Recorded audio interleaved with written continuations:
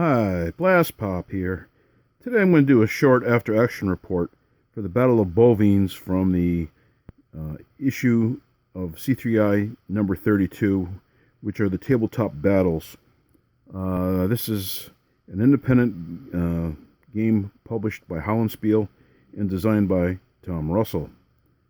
I played this solitaire to get a sense of how the game is played, and the game is not difficult to learn whatsoever. This edition comes with the cards and the instruction sheet right here that you just saw. It's a two-sided card, and I also did a video of this with the other two games in the C3I magazine recently. What you need to supply is dice and something to represent the hits that each unit can have. I put these into card holders.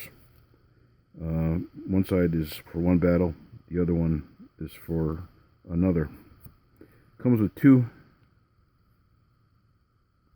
battles in a set, and then I use these little tile spacers for keeping track of the morale, which is something else. And then I store it in a handy dandy box from Walmart, which is called a card holder, and I just put all the stuff in there. What I also did is I quickly copied from the C3I magazine the information for each battle and threw it into a card protector, so I'm not beholden to the magazine to be able to find the information about each battle. So both sides start with their forces listed here for Bouvines, and a total of 9 cards are in play. It's a smallish battle, and in this case the coalition won the battle. And while it's easy enough to play and the solitaire suitability works well, as far as my experience has been thus far, once the coalition got a hold of the initiative, they really didn't let go of it, because they had some good favorable dice rolls, especially at the beginning of the game. And so what ended up happening was this group here attacked finally at the end. Boulogne attacked and defeated Ponto, and because they both died at the same time, or routed in game terms, the French give up their 1 morale and lose the game, and then the Germans give up 1 to the French. But because Ponto is a special card, when it's lost, it loses 2 morale, so they end up losing the battle. Now, I'm sure I didn't play optimally, and I'm sure I made mistakes. It's a pretty interesting game. It has my recommendation.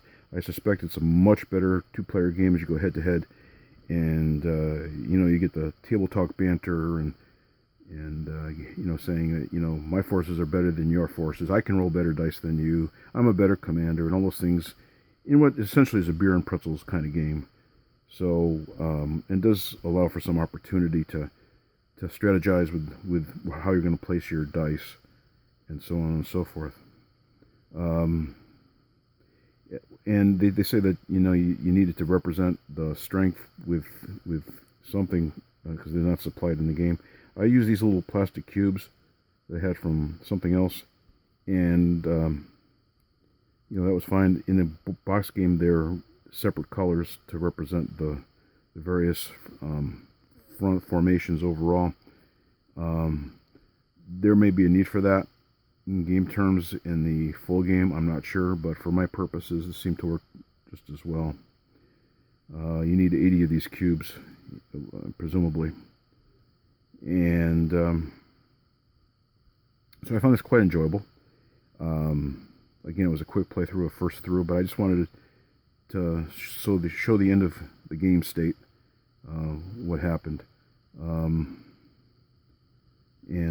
So further to that, you roll your dice. You have 6 dice per side, and then you allocate the dice, and then you're kind of stuck to a degree to how your formations are building up for an attack. And certain units can only attack certain units, and then once those units are gone, you can attack other units. So it is kind of programmed a little bit relative to positions on the historical battlefield, which is kind of nice.